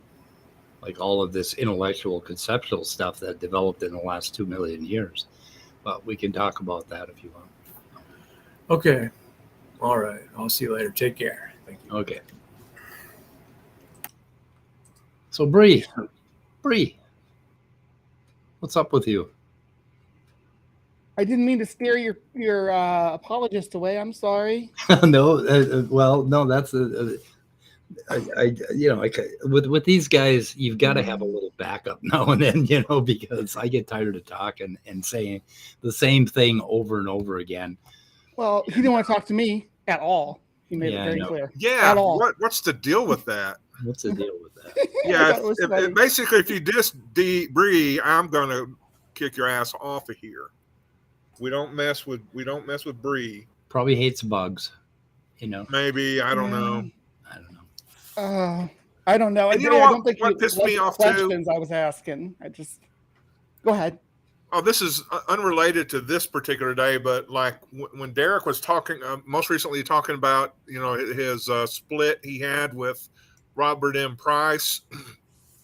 He read an email that Robert M. Price had written to him, and Josh Bowen had kind of talked to Derek and said, "Hey, listen, you better be think about your relationship with Robert M. Price." Well, Robert M. Price wrote a response letter and just kind of chewed Derek out. And then he called Megan Lewis, who is Josh's wife, a concubine. Yeah. Oh, yeah. I saw. Oh, that made me mad. She added it to her handle on Twitter. It was so cute. Why did he call her a concubine? Because he was just being angry and resentful that people were making a big deal out of his, racist stuff. And, so that was his deflection was to say Megan is a concubine? Well, but yeah, and that was his way of saying she's a whore because I get that. You call somebody a concubine, Yeah, I guess. Weird. but I don't know. Don't mess with my friends. Of Yeah, course, Megan's sometimes- not really a friend, but I like her because she and Josh are great personalities here on YouTube. Yeah. Yeah. So They're Carol awesome. Carol K taught me what luminance was today, I believe. Right? Yeah, I watched part of that too. Limerence. Limerence, not limerence. Yeah, So- because I'd never heard a crush described as limerence, but it just described a crush perfectly. I mean, Yeah.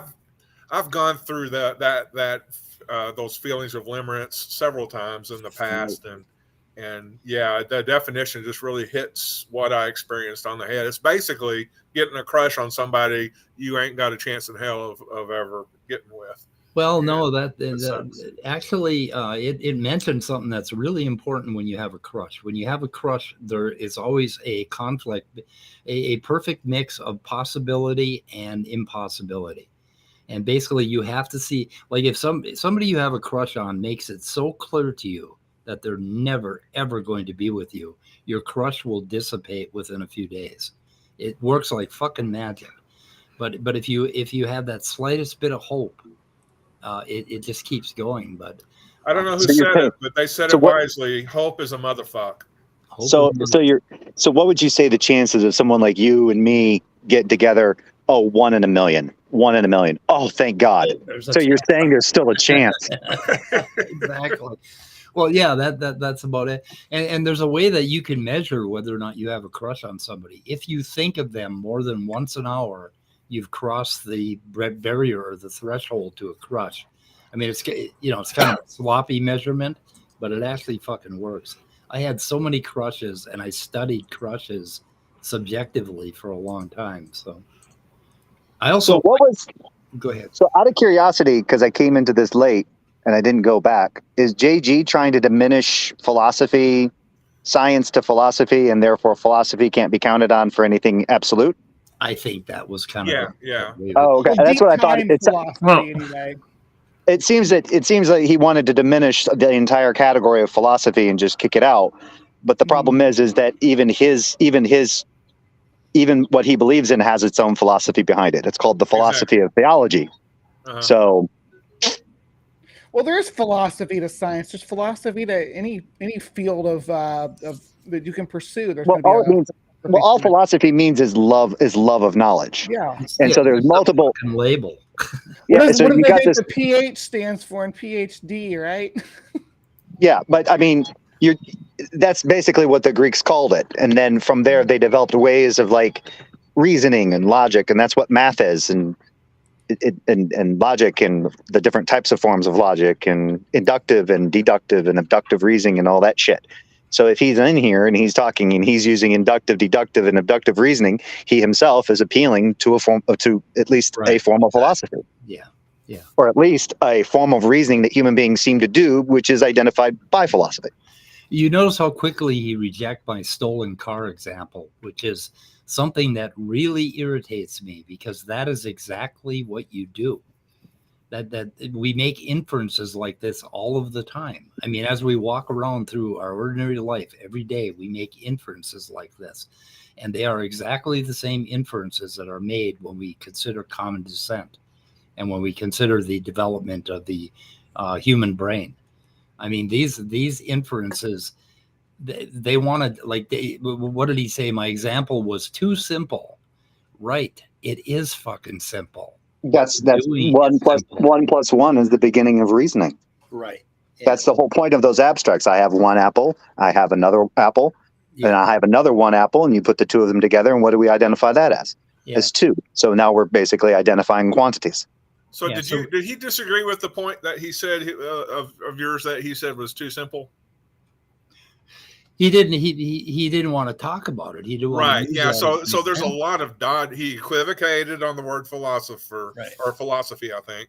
And he dodged a lot of points, and then he blamed the crowd. Oh, there's just too many people. I only want to talk to Mike. Well, motherfucker. Well, Tell he me thought. what you mean by philosophy. I think he thought he smelled blood in the water with something that Mike had said, and that's why he didn't want to talk to anyone else. He was more engaged on possibly getting to a way of frustrating Mike.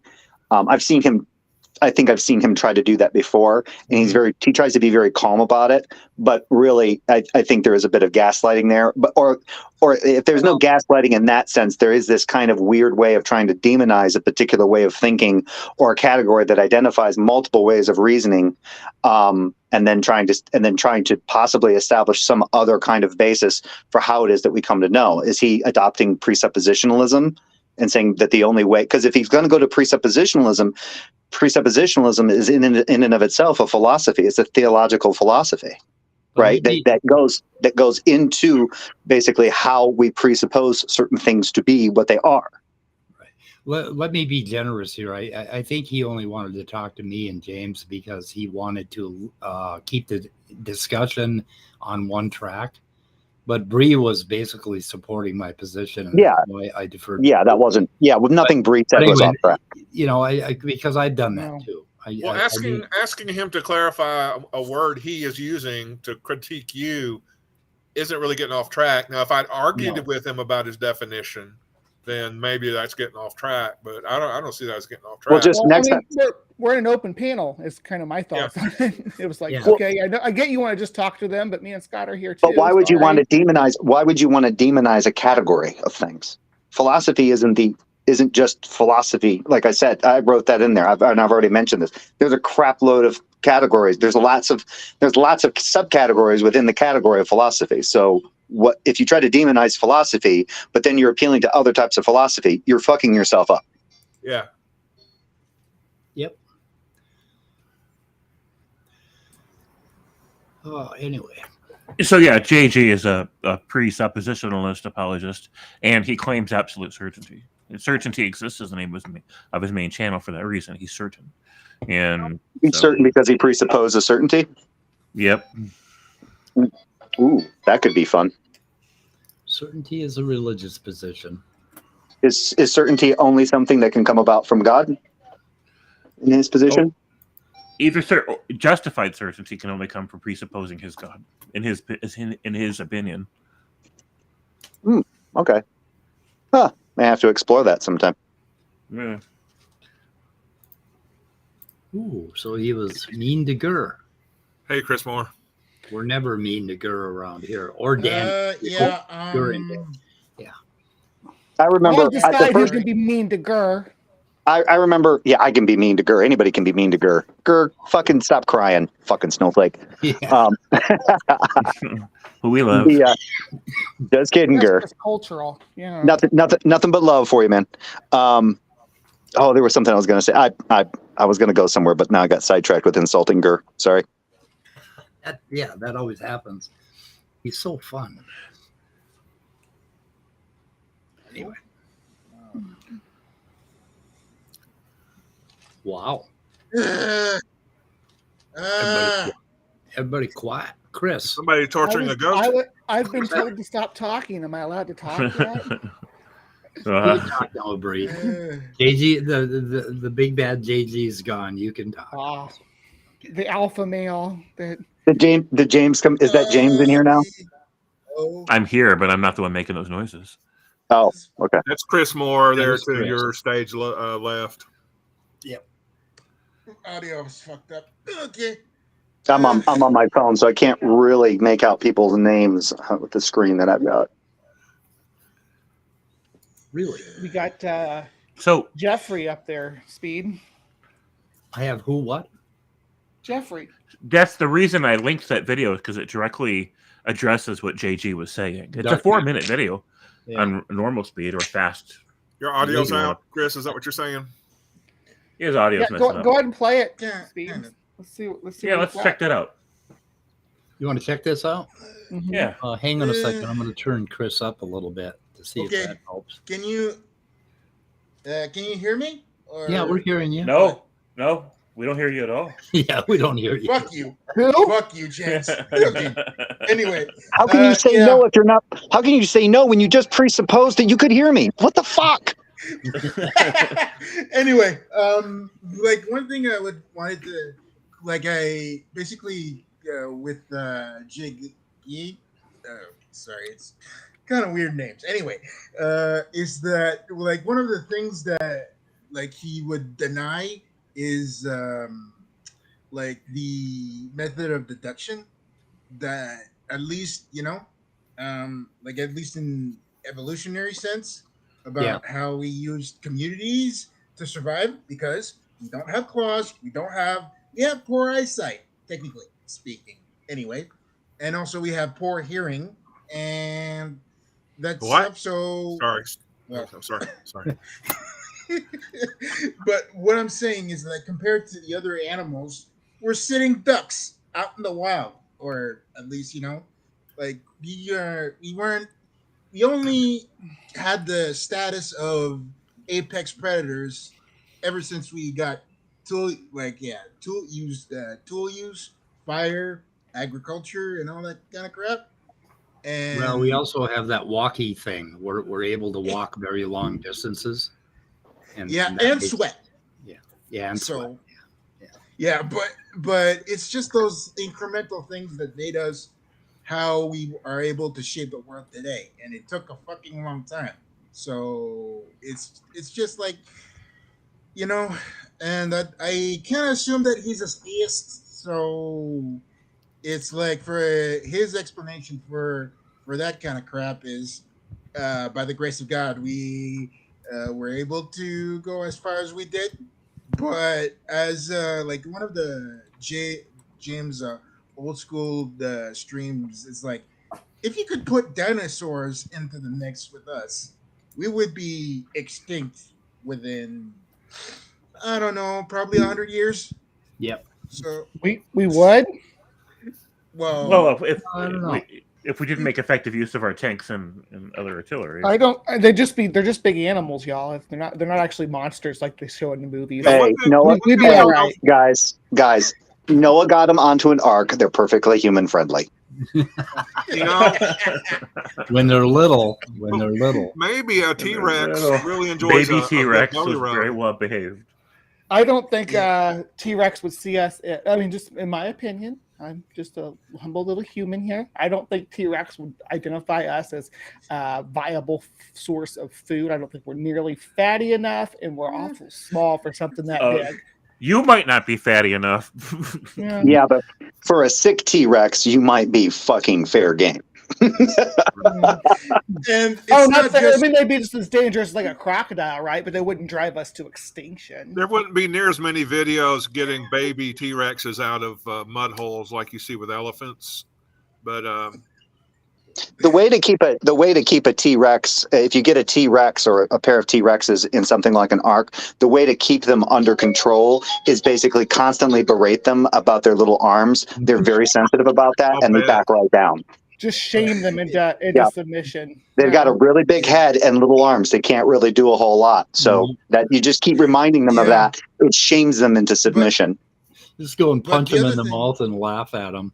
Like, haha. Yeah, but the thing is, it's not just the like the carnivores that we have to worry about. There's also the herbivores. Apparently, they're really territorial.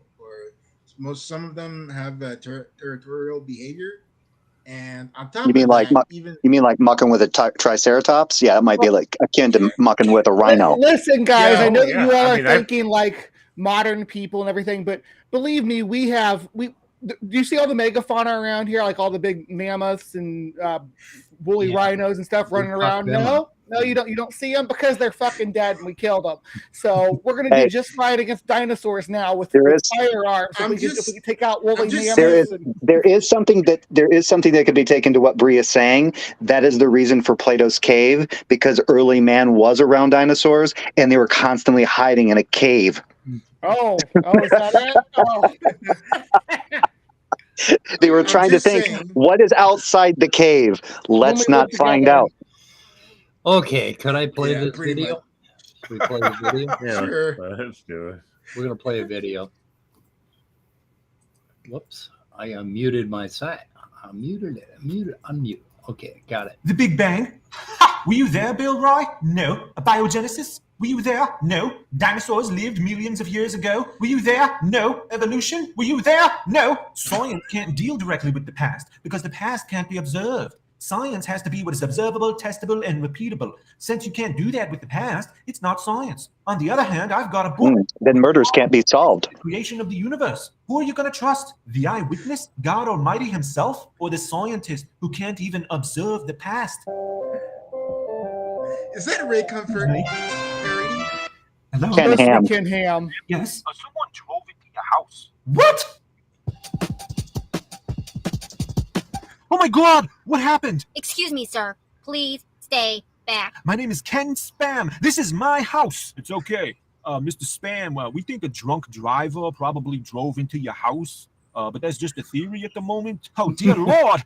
Were there any witnesses? Unfortunately, no. Well, then how do you know what happened? Well, Mr. Spam, if you'll follow me, these tire tracks match a Firepone Widowmaker F32Q all-season tire. 4 of which are attached to this 1995 Toyota Corolla, which is registered to a Mr. Ned Haggard. A dozen bottles of liquid meth beer were found in the vehicle. Our database match. Wow, they took, wait, you pause that. Mr. Ned. Pause that. The person that crashed into the house took the time to drink more beer before they walked away. I would have done that. In fact, I have done that. That's the see, there's that inference, right? There's there's bottles hanging around this car that's gone through this house. Wait a minute, where did these come from? Either the guy took his empties out and displayed them around for all to see, or took the time to sit there, drink these, and then run away. That's fucked up. No, I've been stopped by the cops, and I actually basically finished the beer before he got to the car because I realized that he was probably going to take it away from me. Anyway, okay. Oh boy. Haggard. We found several hundred more prints throughout the house, also belonging to a Mr. Ned Haggard. I take it Ned Haggard doesn't live here? No. Moving on. There's a trail of blood that leads to the refrigerator. The DNA analysis of the blood matched perfectly with a Mr. Ned Haggard. Fridge appears to be raided. Snagged some more DNA from the vomit, matching Mr. Ned Haggard's DNA profile. When officers arrived on the scene, your DVD player was playing Naughty Caribbean Cabana Boys Revenge Volume 35. That's not mine. We know. It was rented from the oversized sex toy and hardcore porn emporium on 27th and Main Street using a credit card belonging to a Mr. Ned Haggard, who also used it to purchase liquid meth beer. The pubic hair we found on your couch also came from a Mr. Ned Haggard. DNA analysis of the semen sample we scraped off matches Mr. Ned Haggard as well. Your back door is broken open and has a size 12 Mikey running shoe footprint on it. The Mikey footprints, along with the trail of Ned Haggard blood, led all the way up to... Oh, hiya, Mr. Haggard. How you doing? Good. I'm a little dizzy. Ooh, that's a wicked gash there on your forehead, sir. Oh? You might want to get that looked at. Oh, by the way, Mr. Haggard, I forgot to ask you, did you by any chance happen to see who drove into Mr. Spam's house? No? I see. Mr. Haggard, could you please turn around and put your hands on the fence? Okay. Spread your legs a little bit. Okay. You stable? Yeah. Okay, then hop on over. I hate to be rude and all, but I need you to be on the other side of that fence because technically this is a crime scene, so... Oh, okay. No problem. So, unfortunately, Mr. Spam, it looks like this is where the trail ends. Damn it, all the hell, he got away. That is fucking excellent. Oh my god. That one. Awesome. Exactly. Awesome. Were you there? No. Oh my god. You're gonna have to hop over the fence. This is a crime scene. I should have played that for JG. Now, out of curiosity, what do you guys think JG? You guys think JG would have a problem with that video? Yeah, it's too simple. Yep. Too simplistic. We want to get into the lofty or philosophy or whatever. Yeah. So when you're teaching children on how to like reason and do math and all this kind of stuff, you just start out advanced. You don't start from the basics. Right. Gotcha. You build up. You start with God. You start with God. That's right. It's a top. Yeah, that's right. It's not bottom up. It's top down. You're right. Yeah. I'm so stupid. I'm so stupid. Thanks for correcting me. Yeah. Okay. There you go. Yep. Yep. What are we gonna do now, boys and girls? Well, I think later on I'm going to probably binge watch some Dark Matter 25/25 because there's a lot of his stuff I haven't watched yet. Oh, apparently I missed that one. I saw a video similar to that, and I thought it was the one, but no, this was really good. That's excellent. Yeah, that's awesome. Anyway, I'm making homemade hot chocolate. So. Ooh, excellent. Yeah. Yes, that way you get to put as much sugar in it as you want. I got some new jazz pieces delivered to me while this live stream is going on, so I'm going to see if there's any I can play. Yeah, I don't know if you guys have ever had chocolate meth, but chocolate meth. Yeah, it's also very good. I made something similar. I made something similar to that in my Vitamix. You know, shitload of whole milk and some semi-sweet chocolate chips, and you just blend them. Yeah, chocolate meth. Yeah, then chocolate meth shrooms. Well, then you get a bag of powdered crystal meth, and you just take a tablespoon, you start scooping it into that chocolate, and you end up with better chocolate meth plus, instead of sugar. Yeah, that's how Mike makes the Easter baskets. Yep. My kids haven't slept since they were 2. So home recipes. Scott, you should have fucking warned. You should have put me off. You should have stopped me from talking. Remember, we talked about this. There are all these things that I can't say on this stream. Well, there's so many. I was going through the catalog, but my fingers, can't move that fast. That was one of the things that I couldn't say. Gotta take off, guys. See ya. See you, All right, see ya. So at least now we know the Easter Bunny OD'd for our sins. Yeah. Hallelujah. Anyway, I think I want to shoot it in the head. And Bree, I need you to stay backstage. Yes, sir. We have to talk, Bree. All right, Mike. All right. So, all right, well, I want to. I feel like I'm in trouble. That's the class. You are in trouble. You've been a bad girl. James, I'm a bad girl. Yeah, you've been a bad girl.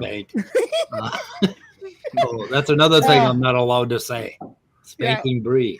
You'll have to pay to see that one though. That's going to cost you. Yeah. Yep. James, you had some concluding remarks. Yeah, the free cast about the Trump thing. I don't care about it. Like, it just doesn't matter to me. It's all, as far as I'm concerned, it's all political theater. He wasn't marched in handcuffs. He's going to leave at the end of the court thing, not in handcuffs. It's almost like it didn't happen in the. That's not how arrests happen in the real world. Yeah. He's not arrested. No, but at the very least, he'll get probably an ankle brace, probably within 2 months, maybe. Ooh, that would be cool. At best, I doubt that. At best, and he'd be in, and he just doesn't need to, get out of the house. So I think they should make so he can't campaign. That'd be hilarious. That's his favorite thing ever to do. Nope, you can't campaign. You got to stay in Mar-a-Lago. What did I do? Yeah, but that, I don't know how to stop. Yeah. Oh, yeah. Okay, I stopped. Rules for thee, but not for me. That's pretty much how I look at it. Well, I think we're about to sign off, everybody. So I just wanted to say thanks for stopping by the side chat and registering your opinions, making your jokes, and just being the wonderful you that you all are. Yes, and I'm putting this. I'm putting a link in the description for Captive Desk, the Gospel Truth channel, apparently. So he had a little bit at timestamp 153. I will put that in the description, and now we're going to shoot it ahead. All right, good night, guys. All right, thanks for having me. Okay, goodbye, guys. See ya. Goodbye, everyone. Bye. Bye. Goodbye, cruel world. Goodbye, cruel world.